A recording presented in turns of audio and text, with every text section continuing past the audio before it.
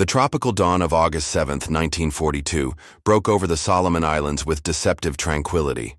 Beneath the emerald canopy of Guadalcanal's dense jungle, Japanese construction crews worked methodically on what would become Henderson Field, unaware that their peaceful morning would soon transform into the opening chapter of one of the Pacific War's most brutal campaigns. Lieutenant Colonel Ichiki Kiyono paused in his inspection of the nearly completed airstrip, wiping sweat from his brow as he surveyed the coral runway that stretched like a pale scar across the island's verdant landscape. The facility represented months of backbreaking labor by Korean conscripts and Japanese engineers, a strategic foothold that would extend the empire's air power deep into the South Pacific. From this base, Japanese bombers could strike at Allied shipping lanes to Australia, potentially severing the lifeline that kept the continent in the war. But 700 miles to the southeast, Vice Admiral Frank Jack Fletcher's Task Force 61 had been cutting through the Coral Sea's choppy waters for 3 days, carrying the 1st Marine Division toward their destiny. Major General Alexander Vandegrift stood on the bridge of the USS Macaulay, studying intelligence photographs of Guadalcanal's coastline through salt-stained binoculars. The grainy images revealed little of the hell that awaited his 19,000 Marines, but Vandegrift's weathered face remained impassive as he contemplated the magnitude of their mission. The strategic importance of Guadalcanal had become clear to both sides, following Japan's rapid expansion across the Pacific. After Pearl Harbor, Japanese forces had swept through Southeast Asia and the Pacific Islands like an unstoppable tide, capturing Singapore, the Dutch East Indies, and the Philippines with stunning efficiency. Their advance seemed limitless until the Battle of the Coral Sea in May and the decisive victory at Midway in June had finally checked their momentum. Now, intelligence reports indicated that Japan was constructing an airfield on Guadalcanal that would threaten Allied supply lines to Australia and New Zealand. The base had to be captured before it became operational, and the task fell to Vandegrift's Marines in what would be designated Operation Watchtower, though the troops grimly dubbed it Operation Shoestring due to their limited resources and hasty preparation. As referenced in Samuel Eliot Morrison's authoritative History of United States Naval Operations in World War II, the Guadalcanal operation represented the first major Allied offensive in the Pacific theater, marking a crucial shift from defensive to aggressive warfare against the Japanese Empire. The pre-dawn hours of August 7th found the invasion fleet approaching the Solomon Islands under cover of darkness. Sailors and Marines checked their equipment one final time as the ship's engines thrummed steadily through the tropical night. Many of the young Americans had never seen combat, and their faces reflected a mixture of determination and barely concealed fear as they prepared to storm the beaches of an unknown island half a world from home. On Guadalcanal, Japanese sentries maintained their routine patrols, unaware that history was about to pivot on the coral beaches of their remote outpost. The sound of approaching aircraft engines would soon shatter the morning calm. But for now, the island slumbered peacefully beneath a canopy of stars that would witness the beginning of a campaign that would rage for 6 bloody months, and ultimately prove that the seemingly invincible Japanese war machine could indeed be defeated. The stage was set for a battle that would test the courage, endurance, and determination of two nations locked in mortal combat for control of the Pacific. The thunderous roar of naval gunfire shattered Guadalcanal's peaceful dawn at 6:13 on the morning of August 7, 1942. Cruisers and destroyers of the Allied fleet unleashed a devastating barrage on the suspected Japanese positions, their shells screaming overhead like metallic banshees before exploding in brilliant orange fireballs among the coconut palms and jungle vegetation. From the transport ships anchored offshore, 19,000 Marines of the 1st Marine Division watched the bombardment with grim fascination. Colonel Clifton Cates, commanding the 1st Marine Regiment, moved among his men with calm authority, offering final words of encouragement as landing craft were lowered into the choppy waters. The air reeked of cordite and diesel fuel as engines coughed to life and Marines began their treacherous journey toward the unknown beaches. Major General Vandegrift had divided his forces between Guadalcanal and the smaller islands of Tulagi and Tanambogo, where Japanese seaplane bases posed additional threats to Allied operations. While Colonel Merritt Edson's 1st Raider Battalion prepared to assault Tulagi, Vandegrift concentrated the bulk of his forces on Guadalcanal itself, targeting the airfield that intelligence reports suggested was nearly complete. The first wave of landing craft approached Red Beach at 9:10, their flat bottoms scraping against the coral reef as Marines prepared to wade ashore through chest-deep water. Sergeant John Basilone, who would later become one of the campaign's most celebrated heroes, helped his machine gun crew maneuver their heavy equipment through the surf while scanning the tree line for signs of enemy resistance. To the Marines, surprise, no withering fire greeted their arrival on the beach. Japanese forces had apparently withdrawn into the jungle's depths, leaving behind only scattered equipment and hastily abandoned positions. The absence of immediate opposition created an eerie atmosphere as thousands of heavily armed Americans waded ashore virtually unopposed, their boots sinking into the black volcanic sand, while tropical birds called from the dense foliage ahead. Colonel Cates established his command post beneath a grove of coconut palms, spreading maps across improvised tables as radio operators struggled to maintain communication with the ships offshore. The humidity was oppressive, and many Marines quickly discovered that their heavy woolen uniforms were poorly suited for tropical warfare. Sweat poured from their faces as they advanced inland, following narrow trails that disappeared into the green twilight of the jungle canopy. By midday, advance units had reached the partially completed airfield without encountering significant resistance. The facility was more advanced than intelligence reports had indicated, with a coral runway nearly ready for operations and extensive support facilities scattered throughout the surrounding area. Japanese construction equipment sat abandoned in the midday heat, steam still rising from recently operated machinery that testified to the hasty evacuation of the work crews. Captain Charles Fike of the 5th Marine Regiment led the first patrol to secure the airfield perimeter. His men, moving cautiously through the maze of abandoned buildings and equipment dumps, they discovered stockpiles of aviation fuel, construction materials, and even a complete radio station that had been abandoned so hastily that rice was still cooking in the mess hall kitchens. Meanwhile, on Tulagi, Colonel Edson's raiders encountered fierce resistance from Japanese naval infantry, who had chosen to fight to the death rather than surrender their positions. The sound of intense small arms fire echoed across the water between the islands, providing a stark contrast to the relative quiet that had greeted the main landing force on Guadalcanal. As evening approached, Vandegrift's Marines had established a secure beachhead extending several miles inland from Red Beach. The airfield was in American hands, and engineering units were already assessing what would be required to make it operational for Allied aircraft.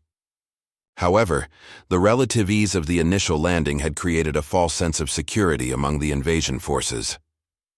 Unknown to the Americans, Japanese commanders were already planning their response to this unexpected challenge to their expanding Pacific Empire.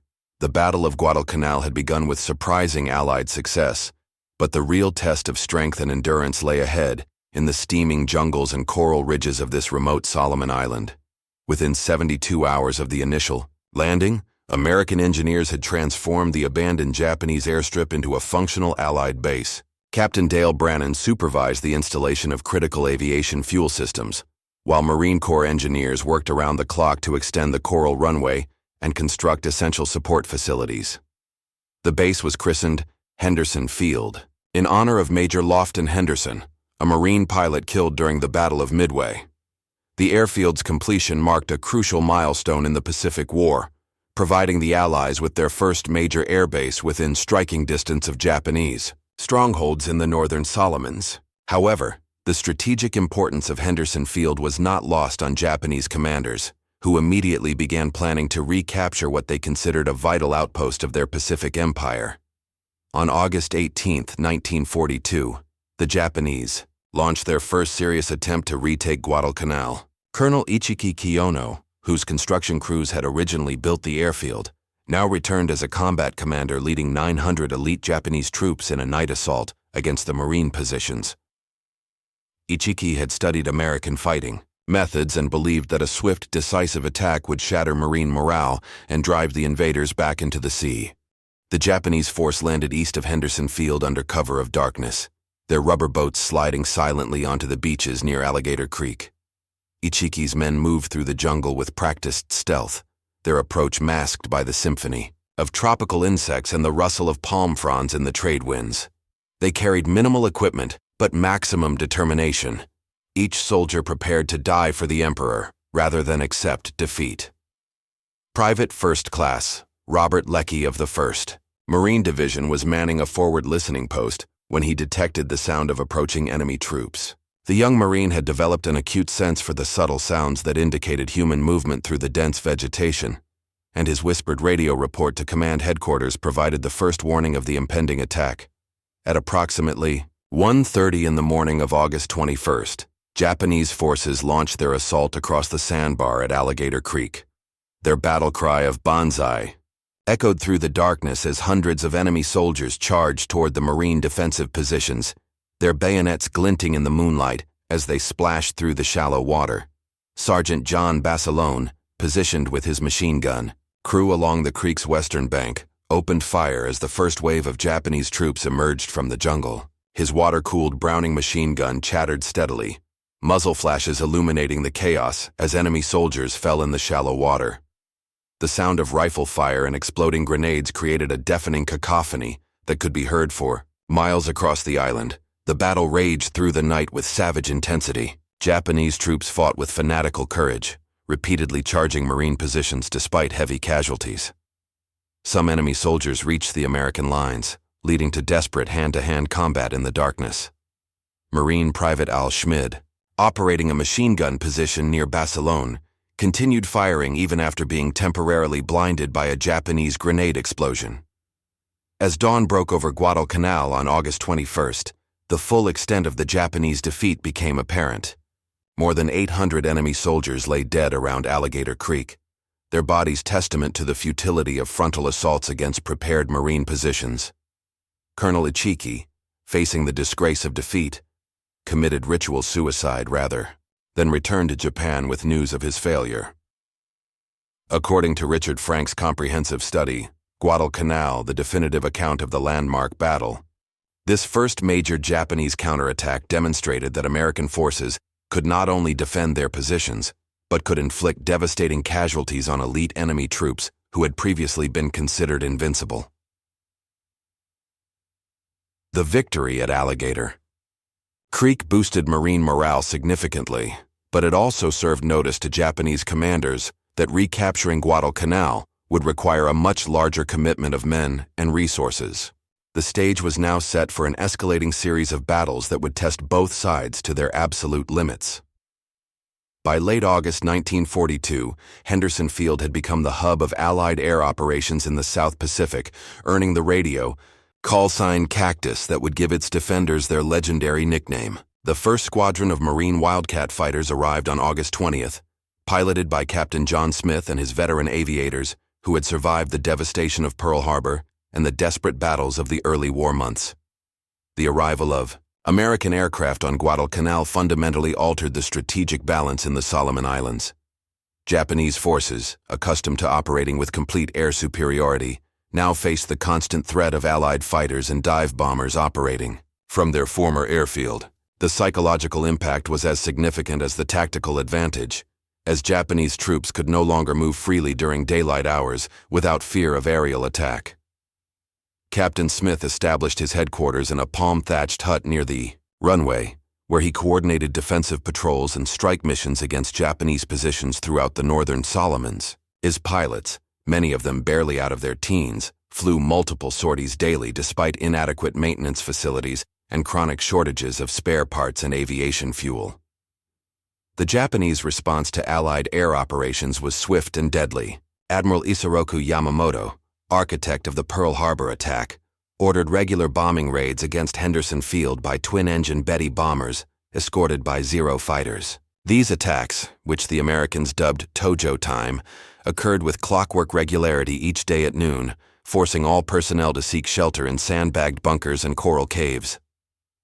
Lieutenant Colonel Harold Bauer, commanding Marine Fighting, Squadron 221, led many of the interception missions against these daily raids. His pilots developed innovative tactics for dealing with the superior maneuverability of Japanese Zero fighters, using their aircraft's superior diving speed and firepower to offset the enemy's advantages in climb rate and turning ability.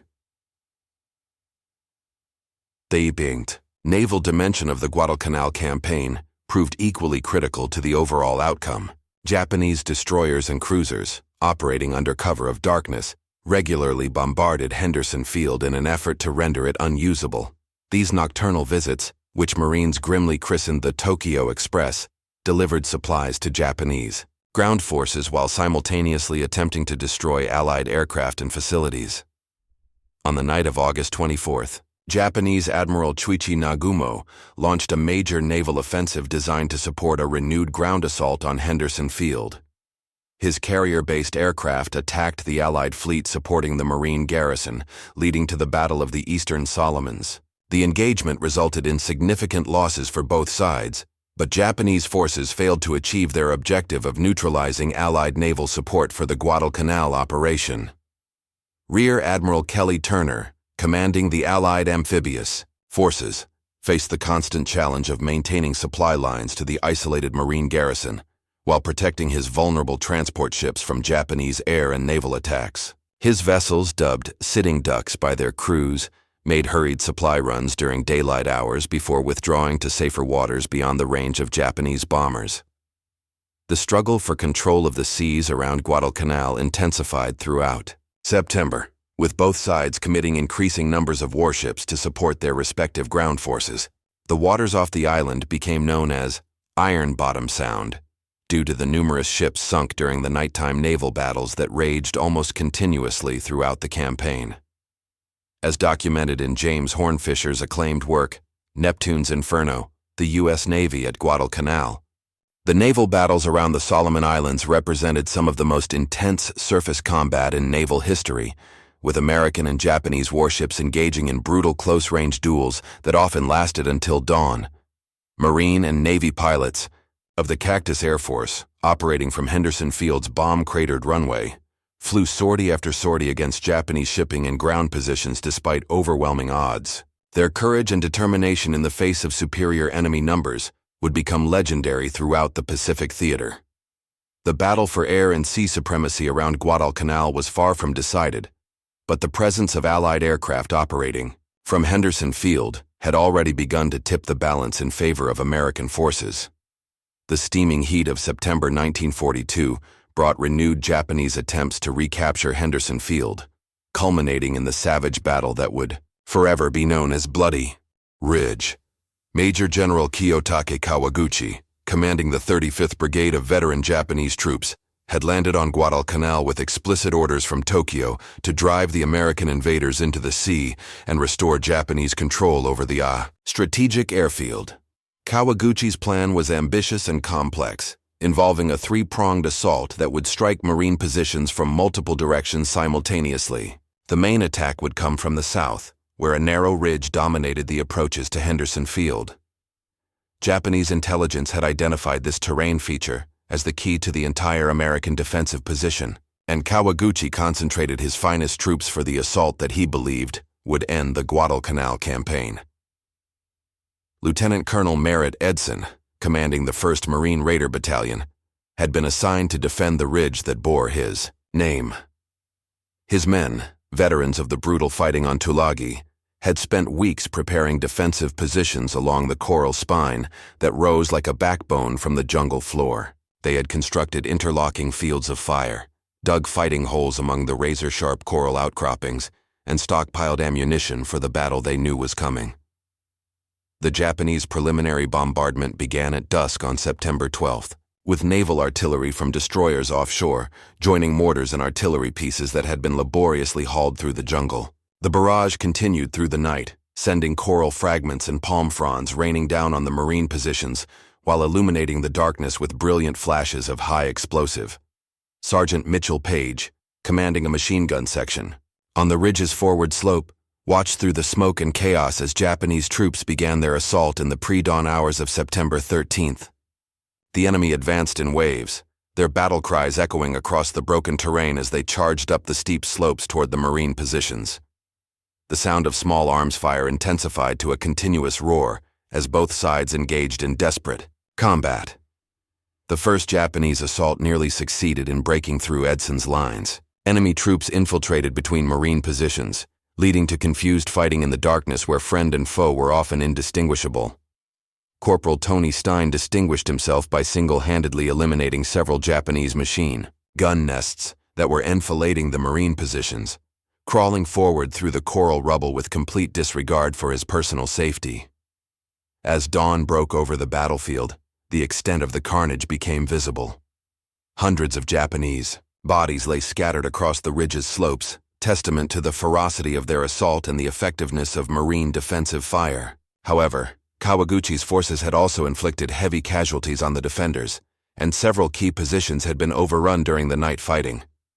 Colonel Edson, his uniform torn and blackened by cordite, moved among his surviving men to organize the defense against the renewed attacks that intelligence reports indicated were imminent. Many of his raiders were wounded, and ammunition was running dangerously low despite the proximity of supply dumps near Henderson Field. The second night of battle, September 13th to 14th, brought even more intense fighting as Japanese forces launched their main effort against the ridge. Kawaguchi had committed his reserves, and nearly 3,000 enemy troops participated in the coordinated assault that he believed would finally break American resistance. Private First Class John Rivers, manning a forward observation post, provided critical intelligence about Japanese troop movements as enemy forces massed for their final attack. His radio reports allowed Marine artillery to concentrate defensive fire on the most threatening enemy formations, disrupting their assault preparations and inflicting significant casualties before the main attack began. The climactic battle reached its crescendo when Japanese troops succeeded in penetrating the Marine perimeter and threatening to capture Henderson Field itself. Only the personal intervention of Colonel Edson, leading a desperate counterattack with his remaining reserves, prevented the complete collapse of the American position. As referenced in Joseph Alexander's definitive study, Edson's Raiders, Documentaries, 1st Marine Raider Battalion in World War II. The Battle of Bloody Ridge represented the high-water mark of Japanese offensive capabilities on Guadalcanal, and their failure to capture Henderson Field marked the beginning of their eventual defeat in the Solomon Islands campaign. When dawn broke on September 14th, General Kawaguchi's shattered brigade began its retreat into the jungle, leaving behind over 600 dead and the dreams of Japanese victory on Guadalcanal.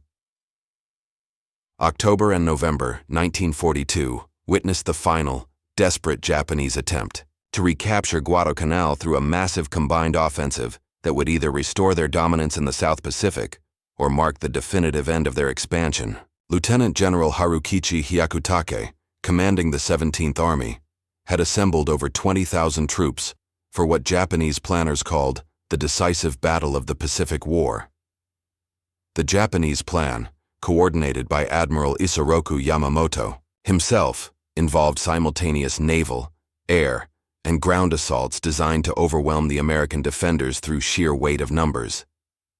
Japanese battleships and cruisers would bombard Henderson Field into uselessness, while transport ships landed massive reinforcements to support the ground offensive. Success would not only recapture the strategic airfield, but also potentially force the United States to negotiate a favorable peace settlement. Major General Alexander Vandegrift, now commanding over 23,000 Marines and Army troops, had transformed Guadalcanal into a formidable fortress during the months since the initial landing. His defensive positions ringed Henderson Field with interlocking fields of fire, while combat engineers had constructed a network of bunkers and strongpoints that could withstand even the heaviest Japanese bombardment. The Japanese offensive began on October 23rd with a massive naval bombardment that lasted through the night. Battleships Congo and Haruna, accompanied by cruisers and destroyers, poured over 900 rounds of heavy artillery into the Marine positions surrounding Henderson Field.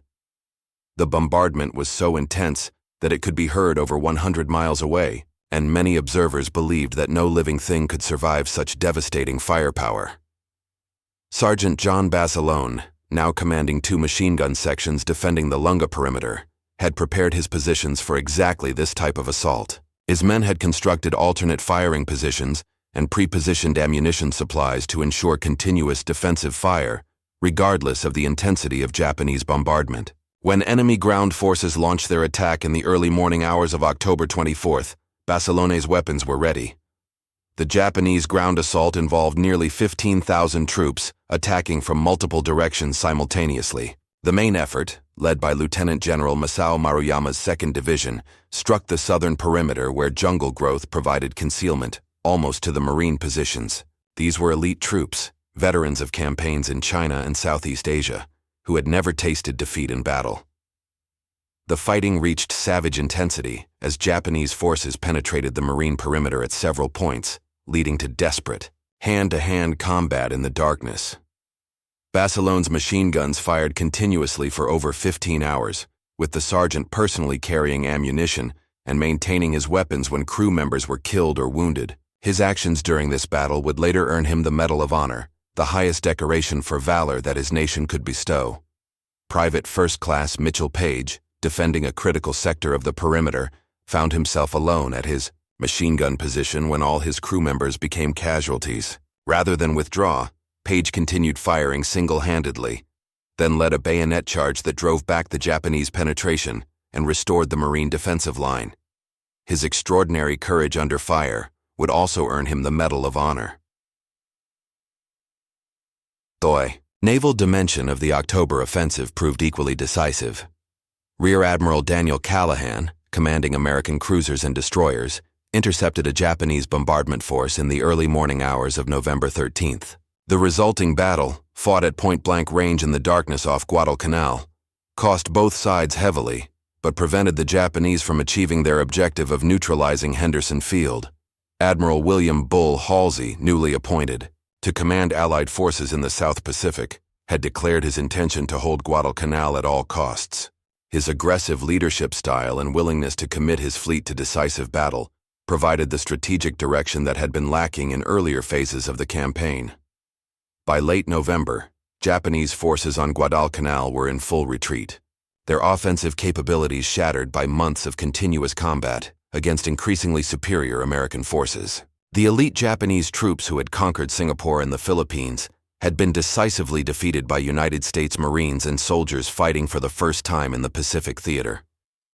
As documented in Richard Frank's authoritative account, the Guadalcanal campaign had cost Japan over 24,000 military personnel and hundreds of aircraft, losses that could never be replaced given the limited industrial capacity of the Japanese Empire. On February 9, 1943, the last organized Japanese resistance on Guadalcanal ended when Admiral Gunichi Mikawa's destroyers evacuated the surviving remnants of the once mighty Japanese garrison. The operation, which the Japanese called the Retreat, marked the end of their offensive capabilities in the Pacific and the beginning of the long Allied advance toward the Japanese home islands. The victory at Guadalcanal had proven that Japanese forces could indeed be defeated, shattering the myth of their invincibility and providing the United States with the strategic initiative that would ultimately lead to victory in the Pacific War.